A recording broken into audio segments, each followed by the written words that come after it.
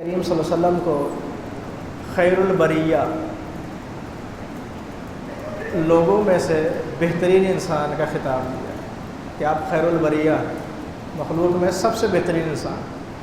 آپ نے فرمایا ذاک ابراہیم، یہ تو اللہ کے برگزیدہ پیغمبر ابراہیم علیہ السلام کی صفت ہے، ان کا لقب ہے، ان کا نام ہے، ان کی خوبی۔ ابراہیم علیہ السلام کا تذکرہ ذی الحج کے مہینے کے اندر بڑی کثرت کے ساتھ ہوتا ہے۔ ان کی قربانی، ان کے واقعات کو زور و شور کے ساتھ بیان کیا جاتا ہے۔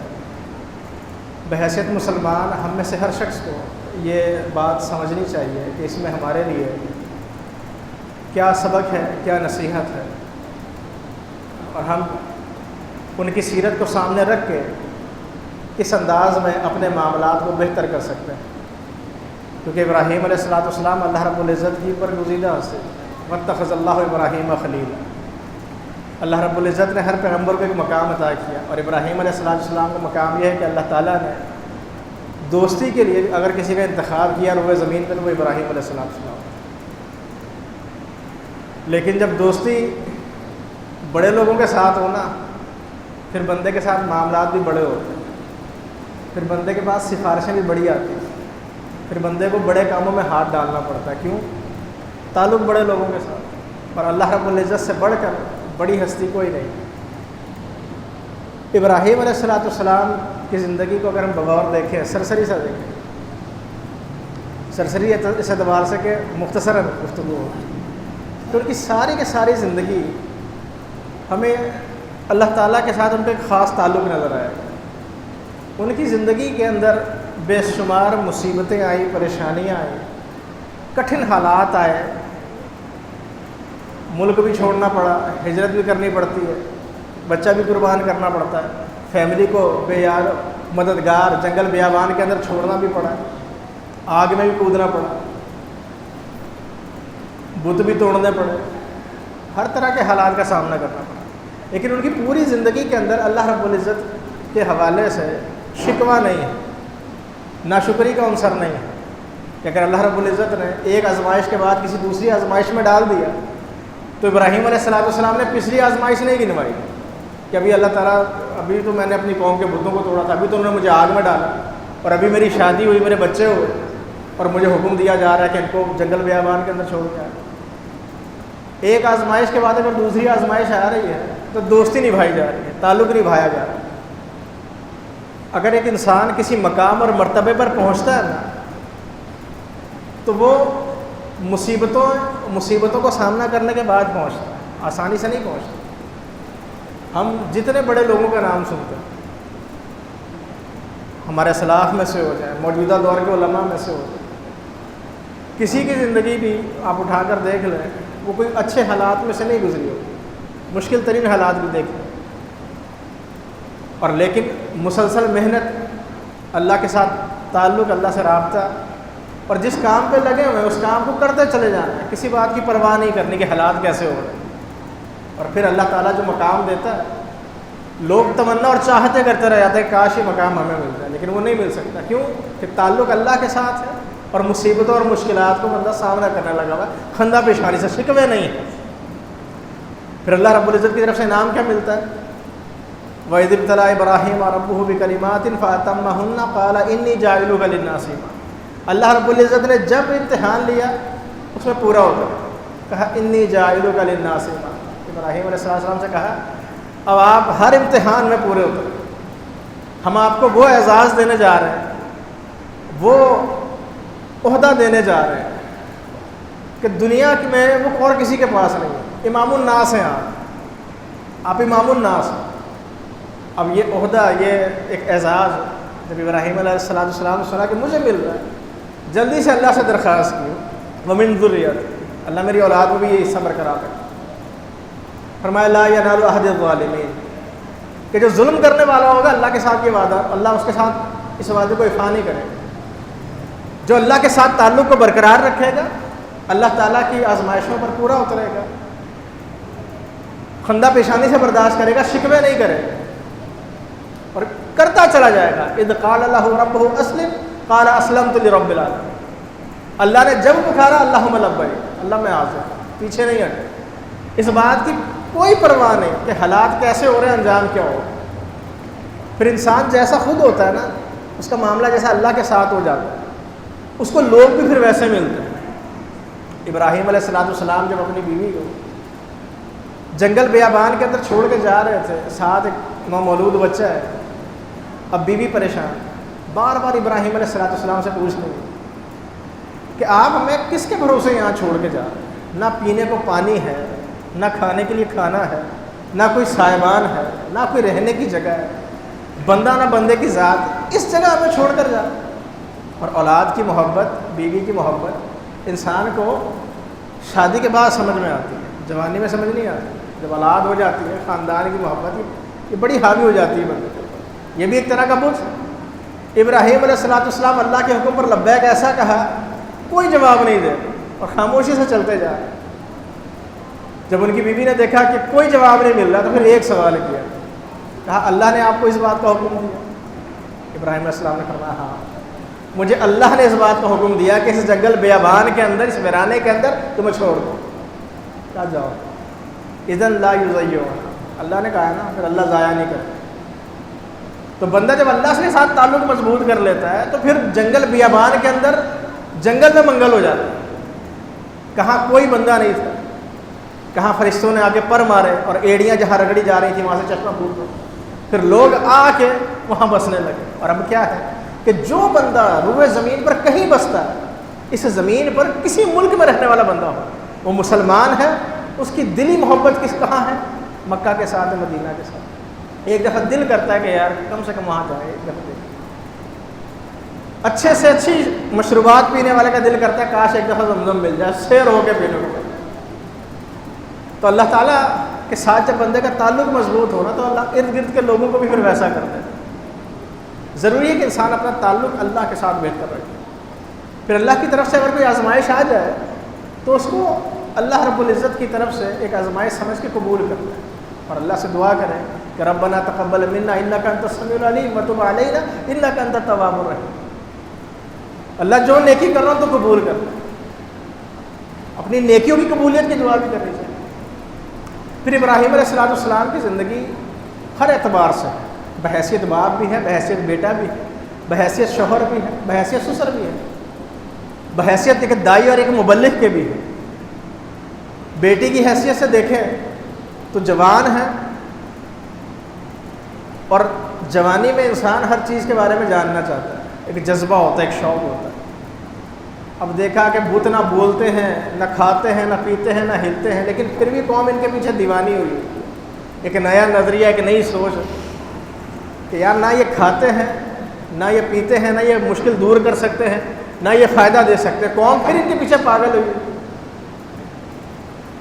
اب پوچھا کہ تم ان کی عبادت کیوں کرتے ہو جو سنتے نہیں، جو دیکھتے نہیں، جو بولتے نہیں، ان کے لیے اعتکاف کیوں کرتے ہو؟ جھاڑ دیا گیا، ڈانٹ دیا گیا. اب ایک تجسس تھا جو دل میں برمان چکا.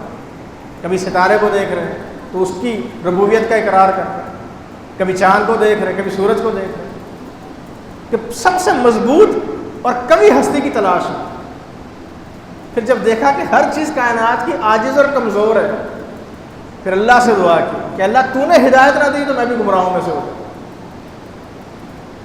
تو ایک انسان کے لیے اس میں نصیحت کیا ہے کہ وہ اپنے ارد گرد کے حالات کو دیکھ کر، واقعات کو دیکھ کر بھی نصیحت حاصل کر سکے. اور ضروری نہیں کہ قوم جس چیز کے اوپر ڈٹی ہوئی ہو، جس چیز پر ہمیشہ سے موجود ہو، وہ چیز حق پر ہو. ابراہیم علیہ السلام اگر یہ سمجھ لیتے ہیں کہ ان کے باپ دادا کا قول حق پر مبنی ہے تو وہ بھی بت پرستی میں مبتلا ہو جاتے. ایسا نہیں ہوتا ہے. لیکن ایک سوچنا کہ ایسا ہے تو کیوں ہے، لوگ اس کے پیچھے کیوں پروانے ہو رہے ہیں. پھر اللہ کے رسول صلی اللہ علیہ وسلم کی جو حکمت عملی تھی دعوت کی اور ابراہیم علیہ السلام کی، اس میں ایک بڑا بنیادی فرق ہے. یہ بھی ایک دلچسپ ایک پہلو ہے اس واقعے کا. ابراہیم علیہ السلام نے دعوت کا آغاز کیا، شروع میں بت توڑ دی. قوم ایسی تھی، کسی کو بات سمجھ میں آنے کے لیے تیار ہی نہیں ہے، کوئی سننے کے لیے تیار نہیں. کہا ٹھیک ہے، نہیں سمجھ میں آتا نا، سارے توڑ دیے. آخر میں ایک کی ٹانگ توڑ کے کلہاڑا کندھے پر رکھ دیا، کہا جاؤ اس سے پوچھ لو. یہ مددگار ہے، مشکل کشا ہے، حاجت روا ہے نا، اس سے پوچھ لو یہ کیا کر سکتا ہے۔ ابراہیم علیہ السلام نے ابتدا میں بت توڑ دی، اور نبی علیہ السلام کا کیا معاملہ تھا؟ آخر میں جا کے بت توڑا۔ تو ایک داعی اور ایک مبلغ کو حالات اور واقعات کے اعتبار سے چیزوں کو سمجھنا چاہیے کہ ہر بت شروع میں نہیں توڑا جا سکتا، کسی بت کو توڑنے کے لیے ٹائم لگ جاتا ہے۔ آپ سمجھتے ہیں ایک چیز غلط ہو رہی ہے، اس کو سدھرنا چاہیے، یہ کتاب و سنت کے خلاف ہے، تو ایک دن میں معاملہ سیدھا نہیں ہو سکتا۔ اگر ایک دن میں سیدھا کرنا ہے پھر ابراہیم علیہ السلام جیسا دل رکھنا چاہیے بندے کہ اگر آپ بتوں کی ٹانگیں توڑ دیں گے تو پھر آگ میں کودنا پڑے گا۔ اگر آگ کی گرمی برداشت کر سکتا ہے بندہ، اتنی مشکل برداشت کر سکتا ہے، اتنا بڑا معاملہ اپنے سر لے سکتا ہے، تو پھر بت کی ٹانگ توڑ دیں، مگر ٹھیک ہے تھوڑا عرصہ چلنے دے معاملہ، لوگوں کو ہم نوا بنائے، ٹیم بنائے، پھر بات رکھے جی مسئلہ یہ ہے، پھر اللہ کی مدد بھی ہے، نصرت بھی ہے، پھر لوگ خود اٹھا کے بتوں کو باہر لا کے توڑتے ہیں۔ تو ابراہیم علیہ السلام کی سیرت کے اندر ایک یہ سبق بھی ہمیں ملتا ہے۔ مثلاً اگر ہم اپنے گھر کے اندر دعوت و تبلیغ کا کام کرنا چاہتے ہیں، عموماً والدین بوڑھے ہو چکے ہوتے ہیں، ان کو سمجھانا ذرا مشکل ہو جاتا ہے۔ اب ہم چاہتے ہیں کہ ایک بات ہماری سمجھ میں آ گئی تو آج ہی یہ بات پورا خاندان سمجھے، کیوں؟ کیونکہ مجھے سمجھ میں آ گئی۔ ایسا نہیں ہو سکتا، ان کے درمیان رہے۔ نبی علیہ السلام نے ہر طرح کی سپورٹ کی، مالی، اخلاقی، جانی، جس طرح کا معاملہ ہوا نبھایا، کبھی تکلیف نہیں دی۔ کس لیے؟ کہ میرا یہ اخلاق، میرا یہ کردار، میرا یہ تعلق ایک دن سوچنے پہ مجبور کرے گا کہ یار ہم نے غلط کیا، اگرچہ وہ ہمارے معبودوں کو برا کہتا ہے لیکن ہم نے اس کے ساتھ غلط کیا۔ ابراہیم علیہ السلام کا معاملہ الگ تھا، شروع میں بتوں کی ٹانگیں توڑ دی اور پھر معاملہ نبھایا بھی اس کا۔ پھر ابراہیم علیہ السلام کو بحیثیت بیٹے کے دیکھیں کہ والد سے کہا کہ لِمَ تَعْبُدُ مَا لَا يَسْمَعُ وَلَا يُبْصِرُ وَلَا يُغْنِي عَنْكَ شَيْئًا، آپ اس کی عبادت کیوں کرتے ہیں جو سنتا نہیں، دیکھتا نہیں، نہ کسی چیز سے بچا سکتا ہے؟ تو ان کے والد نے کیا کہا کہ اگر آپ اس بات سے باز نہ آئے لَأَرْجُمَنَّكَ وَاهْجُرْنِي مَلِيًّا، آپ کو پتھر مار مار کے رجم کر دیا جائے، سخت ترین سزا دی جائے، تشدد کیا جائے گا، ٹارچر کیا جائے گا۔ ابراہیم علیہ السلام طاقتور بھی تھے، اب چاہتے تو اچھا خاصا ٹکا کے جواب دے سکتے ہیں۔ جو بندہ اتنی بڑی مشکل کو اپنے سر لے سکتا ہے کہ معبد میں جائے، بتوں کے بت توڑ دے، ایک بزرگ آدمی کو، ایجنٹ بندے کو جواب دینا کون سا مسئلہ تھا؟ السلام علیکم، ٹھیک ہے آپ پر آپ کے ساتھ معاملہ نہیں بن سکتا، بعد میں سمجھ آ جائے گی بات، بدتمیزی نہیں کی۔ تو وہ بندہ جو اپنے آپ کو مواحد کہتا ہے، توحید پرست کہتا ہے، جو سمجھتا ہے کہ اس کا عقیدہ صحیح ہے، اس کے لیے جائز ہی نہیں کہ وہ اپنے والدین سے بدتمیزی کرے، بھلے والدین بت پرست کیوں نہ ہو۔ اور اگر والدین مسلمان ہیں، کلمہ پڑھتے ہیں، تو اس کے لیے جائز نہیں کہ وہ بدتمیزی کرے۔ اور اسی طرح اگر کوئی بزرگ ہے، سفید داڑھی والا ہے، بزرگ آدمی، جوانوں کو یہ زیب ہی نہیں دیتا کہ وہ اس سے بدتمیزی سے پیش ہو۔ نبی کریم صلی اللہ علیہ وسلم نے شاہ فرمایا کہ لیس منا من لم یرحم صغیرنا، جو ہمارے چھوٹوں پر رحم نہیں کرتا وہ ہم میں سے نہیں، ولم یوقر کبیرنا، ہمارے بڑوں کی عزت نہیں کرتا ہم میں سے نہیں۔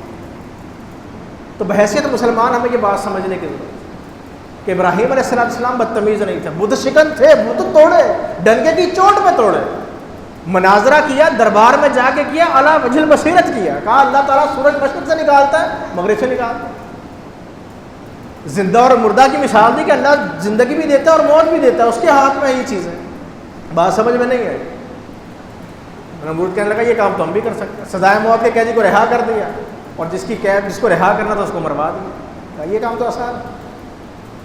مناظرہ کیا، علی وجہ البصیرت کیا، ڈنکے کی چوٹ پہ کیا، لیکن کہیں بدتمیزی نظر نہیں آتی اس اسوے کے اندر، کہیں بد تہذیبی نظر نہیں آتی، کہیں غصہ نظر نہیں آتا۔ غصہ ہے تو کس بات پر ہے کہ اللہ تعالیٰ کی عزت کو للکارا جا رہا ہے، اللہ کی غیرت کو للکارا جا رہا ہے، اس بات پہ غصہ ہے۔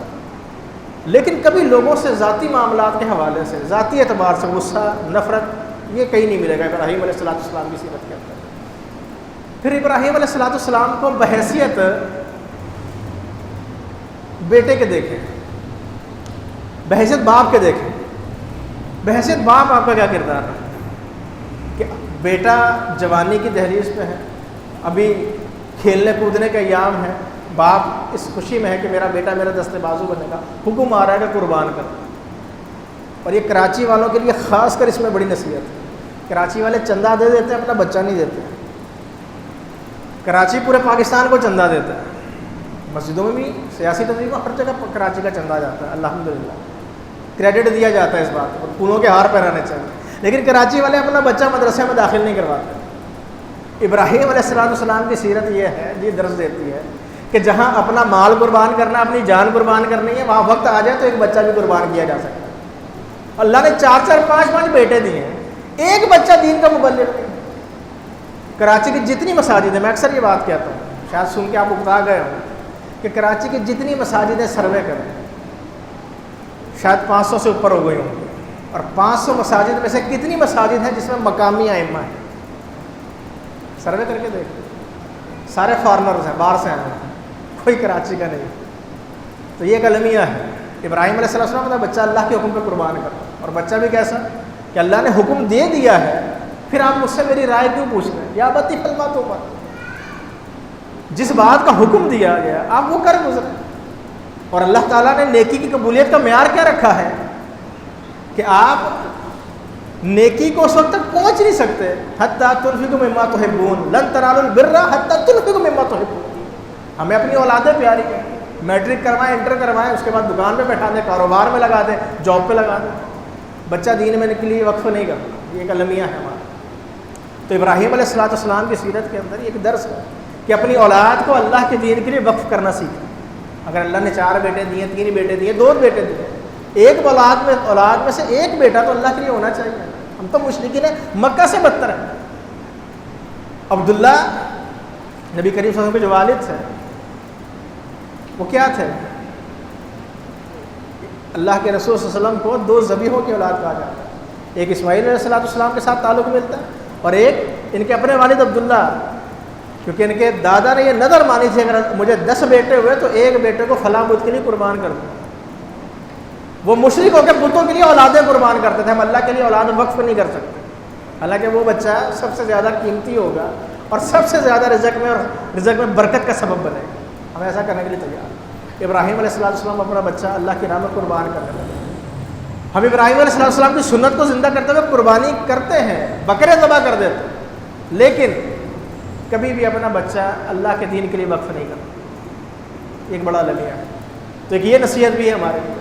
پھر اسی طریقے سے ابراہیم علیہ السلام کا بحیثیت سسر ایک تعلق دیکھیں کہ جب ایک عرصے کے بعد اپنے بیٹے سے ملنے کے لیے آتے ہیں تو بہو سے ملاقات ہوتی ہے، حالات پوچھتے ہیں، تو ناشکری کے الفاظ، شکر گزاری نہیں ہے، تو جاتے ہوئے پیغام یہ دیتے ہیں، میسیج دیتے ہیں کہ میرا بیٹا ہے تو اسے سلام کہنا اور کہنا کہ اپنی چوکلیٹ بدل دو،